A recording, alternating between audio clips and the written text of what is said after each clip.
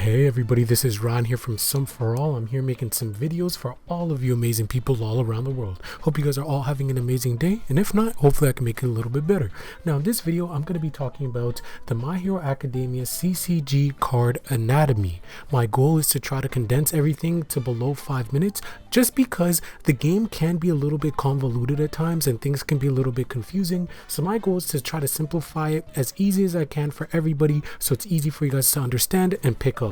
Of course, I will have videos later on my channel talking about the game mechanics in game and actually having some practice matches so you can learn that way as well. Without further ado, let's go ahead and get into the card anatomy.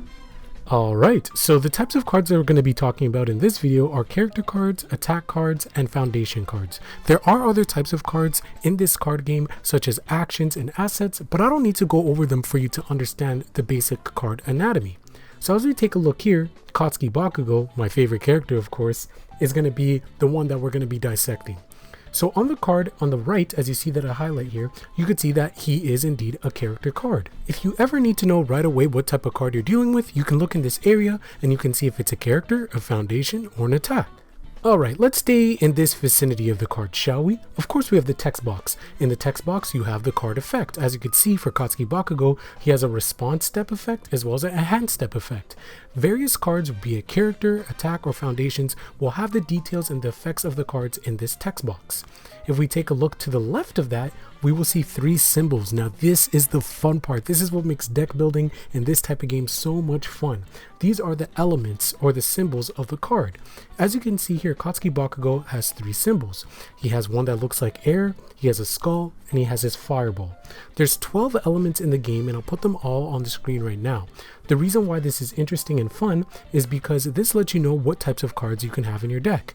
When you look at attacks and foundations, as we'll get to a little bit later, as long as those cards have one symbol that matches with your character card, you can put it in your deck. So if you have a card, a foundation or an attack card that has a skull symbol on it, a skull element, that means that card can be played in Katsuki Bakugo's deck.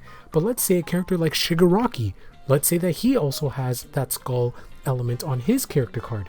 That means that same card that you played in your Katsuki Bakugo deck could also be played in your Shigaraki deck. Conversely though, Mizuku Midoriya does not have that skull symbol, which means the cards that you would play in your Bakugo deck, you would not be playing in your Midoriya deck. See what I'm saying? It allows deck building to be so much fun and allows it so people are not just playing the exact same cards. It makes it so the meta is fresh and fun. Okay guys, so we're almost done with character cards. Let's take a look at this red heart though. This is your card's vitality. Every single character card will have vitality. Now they might not always be the same number. Katsuki Bakugo has 28, I believe Midoriya has 28, but All Might has 30, right? And there might be other cards in the future that might have 20. It all depends. The objective of this game is to get your opponent's vitality to 0. Whoever hits 0 life, whoever hits 0 vitality first, loses. In terms of the number above that and the 3 green cards, this is your hand size. Again, this may vary depending on which character card, which hero or villain you're playing, but in terms of Katsuki Bakugo, this number is 6. This means that at the start of every turn, you must have 6 cards in your hand. If you ended your previous turn and let's say you only had 2 cards in your hand, you can draw up to 6 cards, meaning that you would draw 4 cards, so you have 6 cards in your hand. However, if you don't want those 2 cards in your hand, you can discard those 2 cards and then draw a fresh 6 cards so you can start your turn with 6 cards in your hand. So now you guys are taking a look at an attack card and a foundation card. We're going to finish up the card anatomy by looking at these 2 types of cards. If you look at the top left and the bottom right, I kind of alluded to them earlier, this is going to be the card difficulty for the number in the top left, as well as the control number for the number in the bottom right.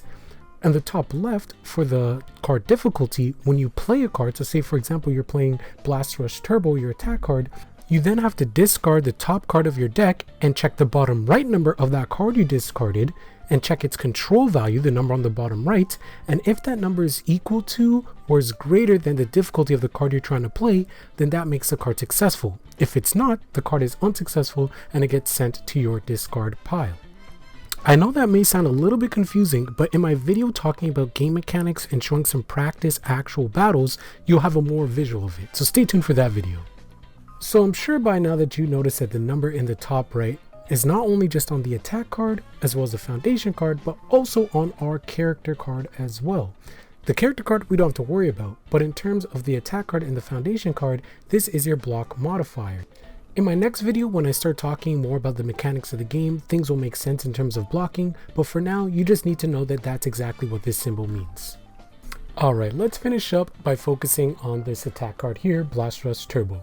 The last two icons that you guys see highlighted are going to be the attack speed and which direction the attack is going to be, as well as the attack's power.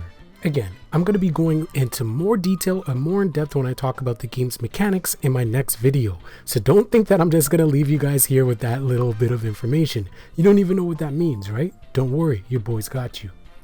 And there you have it. Now you can take a look at any My Hero Academia CCG card and know exactly what each number and what each symbol means. I hope that this was condensed, I hope that this was short enough, and I hope that this was entertaining for you guys to learn about the game and get you even more excited about My Hero Academia CCG.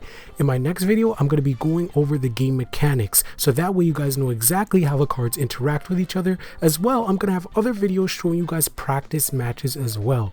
This channel is going to have a ton of My Hero Academia CCG content, so stay tuned, and if you like what you see, please hit that subscribe button, hit that like button, leave a comment and let me know, but more importantly, go plus ultra.